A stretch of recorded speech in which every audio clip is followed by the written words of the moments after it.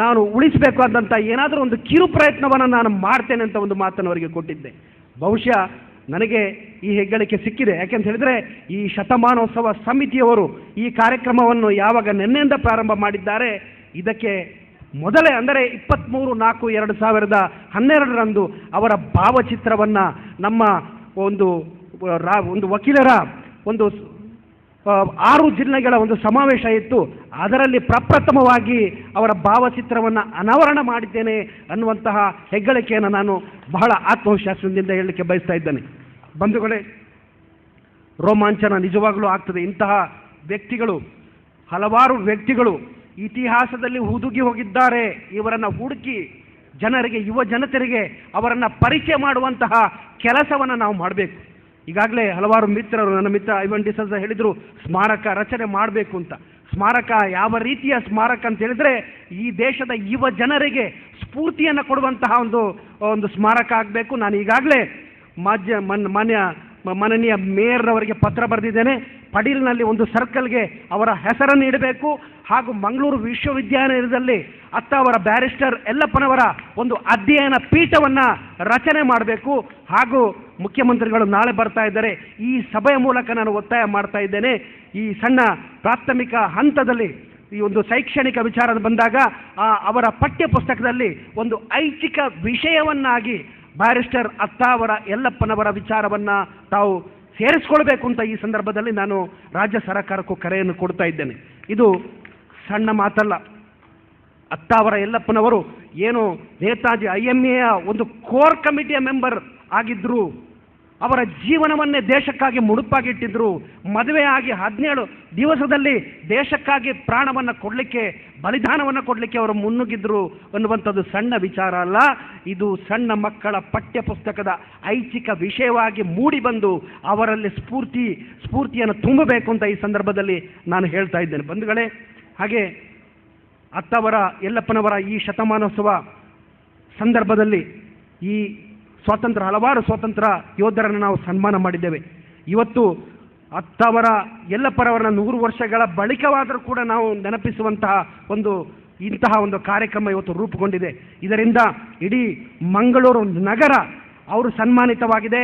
ಅವರ ಮಾತ್ರ ಅಲ್ಲ, ಮಂಗಳೂರು ನಗರ ಮಾತ್ರ ಅಲ್ಲ, ದಕ್ಷಿಣ ಕನ್ನಡ ಜಿಲ್ಲೆ ಮಾತ್ರ ಅಲ್ಲ, ಕರ್ನಾಟಕ ರಾಜ್ಯ ಮಾತ್ರ ಅಲ್ಲ, ಇಡೀ ರಾಷ್ಟ್ರದ ಸ್ವಾತಂತ್ರ್ಯ ಹೋರಾಟಗಾರರನ್ನು ಸನ್ಮಾನ ಮಾಡಿದಂತಹ ಈ ಸಂದರ್ಭ.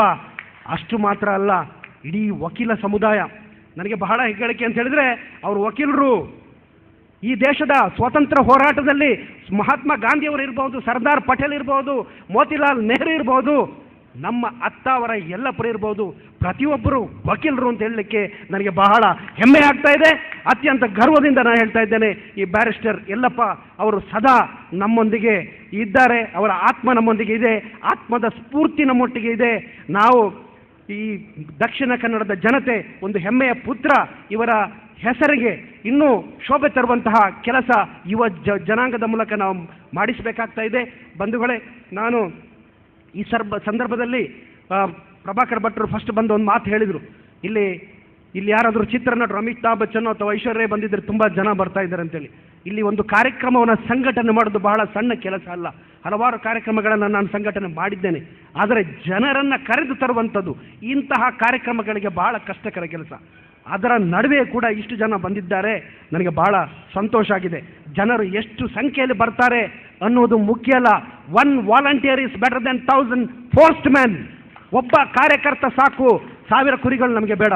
ಸ್ವಾಮಿ ವಿವೇಕಾನಂದರ ಮಾತನ್ನು ಹೇಳ್ತಾರೆ, man should be taught to be practical and physically strong. A dozens of such lion can conquer the world, not the millions of sheeps can do so ಅಂತ. ಹಾಗಂತ ಹೇಳಿದ್ರೆ ಶಾರೀರಿಕವಾಗಿ ವ್ಯಾವಹಾರಿಕವಾಗಿ ಬಲಿಷ್ಠರಾಗಿರುವಂತಹ ನಿಮ್ಮಂಥ ಯುವ ಜನಾಂಗ, ಇಂತಹ ಹಿರಿಯರ ಪ್ರೇರಿತವಾಗಿರುವಂತಹ ಯುವ ಜನಾಂಗ ಕೇವಲ 12 ಜನರು ಇಡೀ ದೇಶದ, ಇಡೀ ಪ್ರಪಂಚದ ಚಿತ್ರಣವನ್ನೇ ಬದಲಿಸಲಿಕ್ಕೆ ಸಾಧ್ಯ ಇದ್ದರೆ, ಅದಕ್ಕೆ ವ್ಯತಿರಿಕ್ತವಾಗಿದ್ದರೆ ಅವರು ಎಷ್ಟೇ ಮಿಲಿಯನ್ ಜನರಿದ್ದರೂ ಕೂಡ ಅವರು ಕುರಿಗಳಿಗೆ ಸಮಾನ ಅಂತೇಳಿ. ನಾನು ಅಂತಹ ಸ್ವಾಮಿ ವಿವೇಕಾನಂದರ ಏನು ಭಾವನೆ ಏನಿದೆ ಅದನ್ನು ನಿಮ್ಮಲ್ಲಿ ನಾನು ಕಾಣ್ತಾ ಇದ್ದೇನೆ. ಬಂಧುಗಳೇ, you are 1 volunteer, you are better than 1000 force man. ನೀವು ಅವರ ಬ್ಯಾರಿಸ್ಟರ್ ಯಲ್ಲಪ್ಪನವರ ವಿಚಾರವನ್ನು ಯುವ ಜನಾಂಗಕ್ಕೆ, ಅವರ ಮುಂದಿನ ಜೀವನಕ್ಕೆ, ಅವರ ದೇಶದ ಸ್ವಾತಂತ್ರ್ಯವನ್ನು ರಕ್ಷಣೆಗೆ ಸ್ಫೂರ್ತಿ ಕೊಡುವಂತಹ ಕೆಲಸ ತಮ್ಮಿಂದ ಆಗಲಿ ಅಂತೇಳಿ ನನ್ನ ಎರಡನ್ನು ಮಾತನ್ನು ಮುಗಿಸ್ತಾ, ನಾನು ಅತ್ಯಂತ ರೋಮಾಂಚನ ಆಗಿದ್ದೇನೆ. ಈ ಸಂದರ್ಭದಲ್ಲಿ ನನ್ನ ರೋಮಾಂಚನವನ್ನು ತಮ್ಮಲ್ಲಿ ಹಂಚಿಕೊಳ್ತಾ ಇದ್ದೇನೆ. बोलो भारत माता की, रास बिहारी बोस की, नेताजी सुभाष चंद्र बोस की, बैरिस्टर अत्तावर यल्लप्पा की, बोलो भारत माता की. ಧನ್ಯಗಳು ಸರ್. ಮೇ 4 ಶುಕ್ರವಾರ ಅತ್ತಾವರ ಯಲ್ಲಪ್ಪ ಅವರ 100ನೇ ಜನ್ಮದಿನವನ್ನು ವಿಶಿಷ್ಟವಾಗಿ ಆಚರಣೆ ಮಾಡಬೇಕು ಅಂತ ಹೇಳುವ ಉದ್ದೇಶದಿಂದ ಈ ಕಾರ್ಯಕ್ರಮದಲ್ಲಿ ತನುಮನಧನದಿಂದ ತೊಡಗಿಸಿಕೊಂಡವರು ಶ್ರೀ ವಿಶ್ವಾಸ್ ಕುಮಾರ್ ದಾಸ್ ಅವರು ವೆನ್ಲಾಕ್ ಆಸ್ಪತ್ರೆ ರೋಗಿಗಳಿಗೆ ಹಣ್ಣು ಹಂಪಲು ವಿತರಣೆ ಮಾಡಿ ಈ ಕಾರ್ಯಕ್ರಮವನ್ನು, ಆ ಜನ್ಮದಿನವನ್ನು ವಿಶಿಷ್ಟವಾಗಿ ಆಚರಣೆ ಮಾಡಿಕೊಂಡಿದ್ದಾರೆ. ಅವರಿಗೆ ಶ್ರೀ ವಾಮನ್ ಎಸ್ ಮುಂಬಯಿಯ ಉದ್ಯಮಿಯವರು ಸ್ಮರಣಿಕೆಯನ್ನು ನೀಡಿ ಅವರನ್ನು ಗೌರವಿಸಬೇಕು ಅಂತ ನಾನು ಅವರನ್ನು ಕೇಳಿಕೊಳ್ತಾ ಇದ್ದೇನೆ.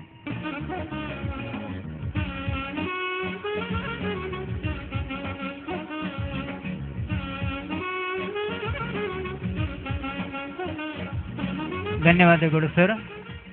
ಈಗ ಹಿರಿಯರು, ಮುಂಬಯಿಯ ಉದ್ಯಮಿಗಳು ಆಗಿರುವಂಥ ಸಾಹಿತಿಗಳು ಕೂಡ ಅವರು ಗಾನಿಗ ಸಮುದಾಯದ ಬಗ್ಗೆ ಹಲವಾರು ಲೇಖನಗಳನ್ನು ಬರೆದು ಪ್ರೇರಣಾಶೀಲ ವ್ಯಕ್ತಿತ್ವವನ್ನು ಹೊಂದಿದಂಥ ಡಾಕ್ಟರ್ ವಾಮನ್ ಎಸ್ ಅವರು ಒಂದೆರಡುಗಳ ಮಾತುಗಳನ್ನು ಆಡಬೇಕು ಅಂತ ನಾನು ಅವರನ್ನು ಕೇಳ್ಕೊಳ್ತಾ ಇದ್ದೇನೆ.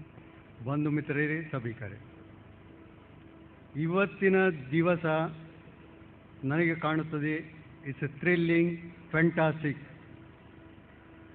ಯಾಕೆಂದರೆ ಬ್ಯಾರಿಸ್ಟರ್ ಅತ್ತಾವರ ಯಲ್ಲಪ್ಪ ಎಂಬ ಹೆಸರು ಬಂದ ಕೂಡಲೇ ನಾನು ವಿಚಾರಕ್ಕೆ ಹೋದೆ, ಯಾರು ಇವರು? ಸ್ವಲ್ಪ ವಿಷಯ ಇವರು ಕಳುಹಿಸಿದ ಪೇಪರ್ಗಳಿಂದ ಸಿಕ್ಕಿತು. ಆದರೆ ನನಗೆ, I being a research student, wanted to find out exactly who is Attavar Yallappa. Attavar ಯಲ್ಲಪ್ಪರು ಎಲ್ಲರೂ ಹೇಳಿದರು ಮಂಗಳೂರಿನಲ್ಲಿ ಹುಟ್ಟಿ ಇಂಗ್ಲೆಂಡಿಗೆ ಹೋಗಿ ಕಲಿತು ನಂತರ ಅಲ್ಲಿಂದ ಸಿಂಗಾಪುರ್ಗೆ ಮೈಗ್ರೇಷನ್ ಆಗುತ್ತಾರೆ. Earlier to that, in India, freedom struggle or the freedom battle against the mighty British Empire started. First with the Jhansi Rani Lakshmibai, 1851. Earlier to that, we can say our Abbakka Rani also fought against the Portuguese to throw them out.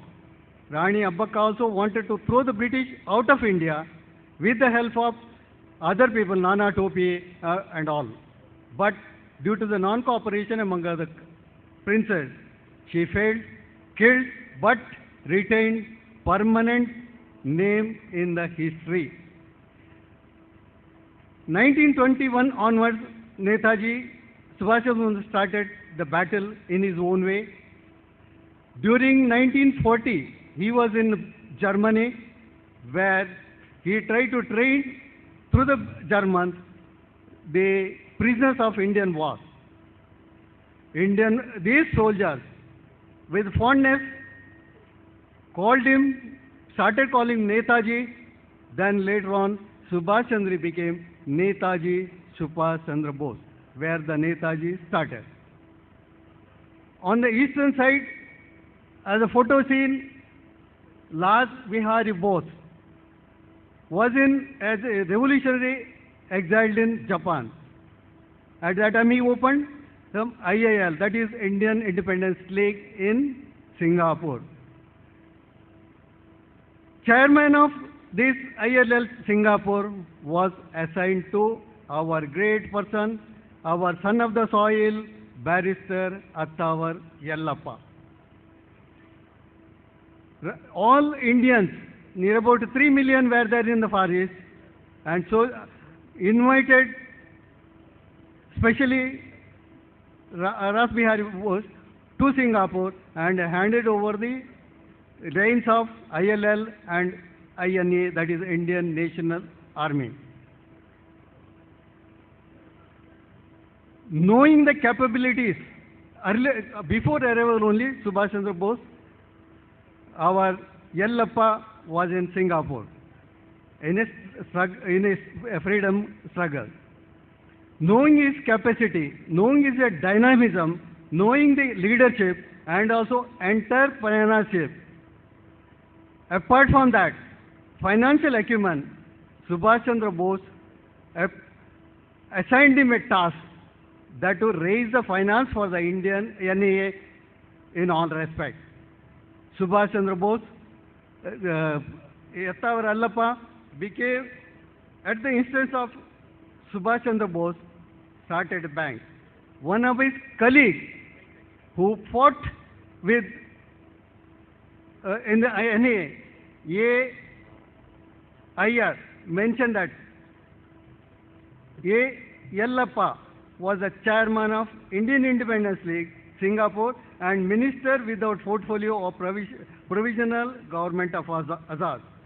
When it was decided by the Netaji to form bank, Yellappa was instrumental in organizing within a week in National Bank of Azad at Rangoon with an authorized capital of 5 million rupees, and it was inaugurated by Netaji few hours before he left for the front on 5th April 1944. Then thereafter the same person writes how one man, Yellappa, and 4 other patriotic Indians worked like a Trojans day and night for a week and converted a vacant building into a full-fledged bank with an authorized capital of rupees 50 lakhs in a romantic story that deserves a chapter all by itself. What a great task. If he would have started, or if he has done something for him, he would have been, as they mentioned, Kuber for himself. Whereas he wanted to sacrifice his life, he wanted to sacrifice education for the independence of the country and struggled there. In another place, the same colleague mentions one of Netaji's go-getters. Go-getters means aggressive entrepreneur, pricing person. Yellappa was a native of Coorg because it was not known then that he was born and brought up in Mangalore. Then Yellappa not only done all kind of things, he was so close to Netaji, Netaji was very friendly with him.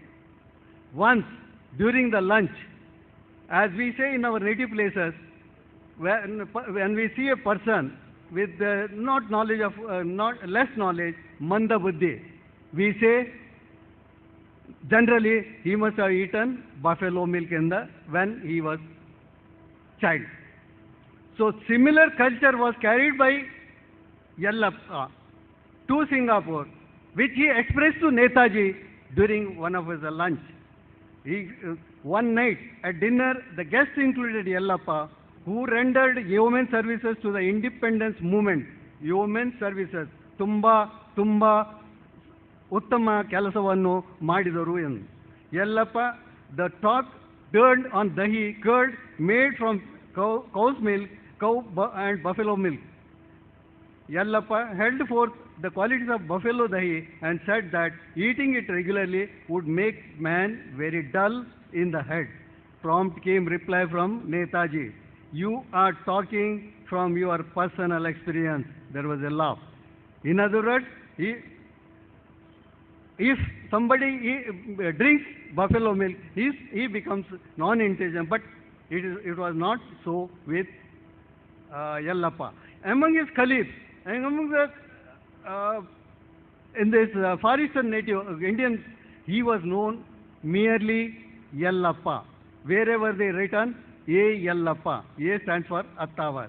Now, finally coming to he has done yeoman service, fantastic work for in helping Netaji. Therefore, Netaji was very close to him. Netaji died in a plane crash in 1945 in Formosa, Taiwan.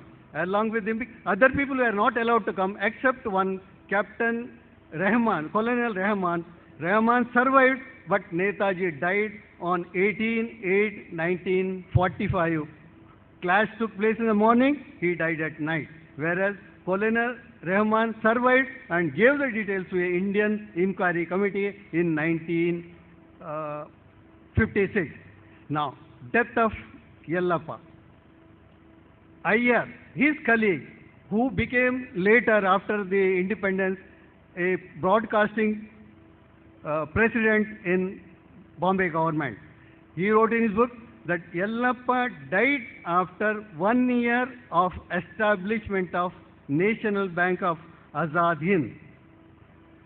Died after year of after establishment of National Bank, which was in 1944. On 10th to 1945, after the defeat of Japan, Americans bombarded the INA capital in Burma, killing a large number of soldiers and civilians, Indians. Probably Yellappa was one of the victims of this bomb, as stated by his colleague Iyer. Our guests, some of the guests mentioned that he must have been 33 years. 1912 he born, 1945 he died, so therefore he must have been 33 years of age at that time. He died in Burma, whereas Netaji died in Kohima. Now what we should do? His name has not come anywhere, except a committee which is started now, trying to establish his name in the Indian history. All other revolutionaries, details are there, stories are there, school books are there, texts are there, so many things are. But his name is not there. Therefore, we should request the Karnataka government and other bodies to arrange research, get more and more details. Details are not available, and which should be included in school books, and other publicity should be done, publication should be made. We should try to establish his name permanently in the history of India.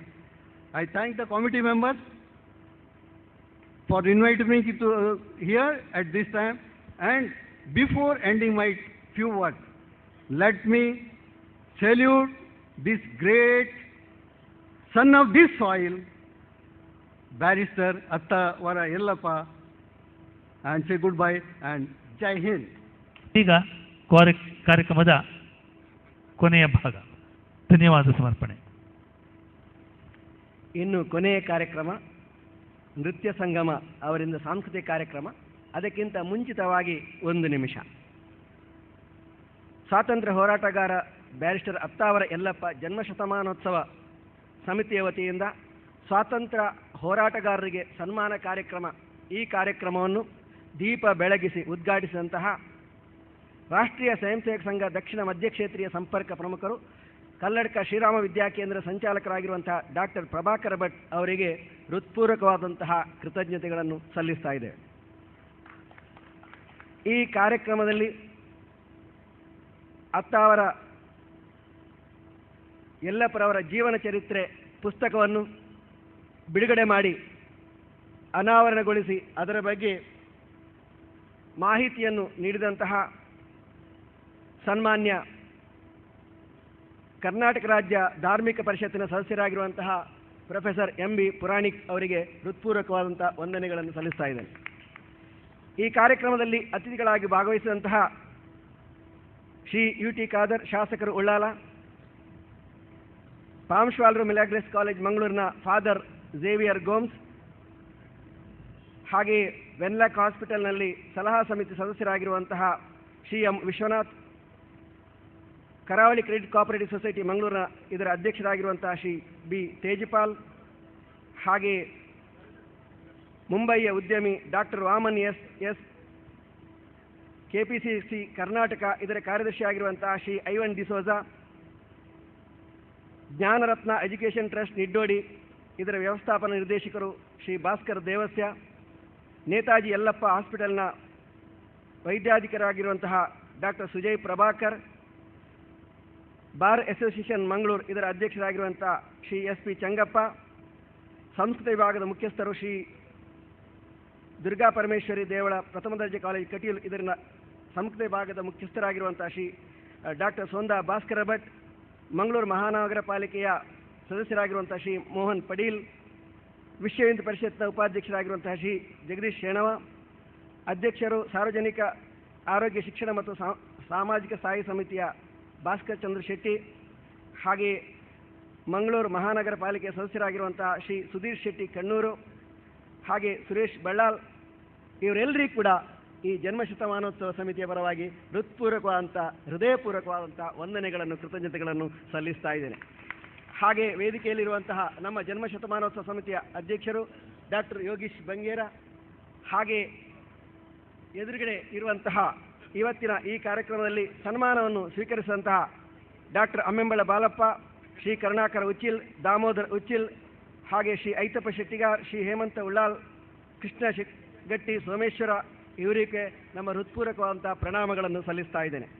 ಹಾಗೆ ವೇದಿಕೆಯ ಎದುರುಗಡೆ ಇದುವರೆಗೆ ಉಪಸ್ಥಿತರಾಗಿರುವಂತಹ ನಾಳೆಯ ನಮ್ಮ ಈ ವೇದಿಕೆಯಲ್ಲಿ ಸನ್ಮಾನಗೊಳ್ಳಲಿರುವಂತಹ ಶ್ರೀ ಸುಬ್ರತೋ ಬೋಸ್, ನೇತಾಜಿ ಸುಭಾಷ್ ಚಂದ್ರ ಬೋಸರವರ ಅಣ್ಣನ ಮಗ, ಶ್ರೀಮತಿ ಮತ್ತು ಶ್ರೀ ಅದಿಲ್ ಶಾ ನವಾಜ್ ಖಾನ್, ಕ್ಯಾಪ್ಟನ್ ಶಾ ನವಾಜ್ ಖಾನ್,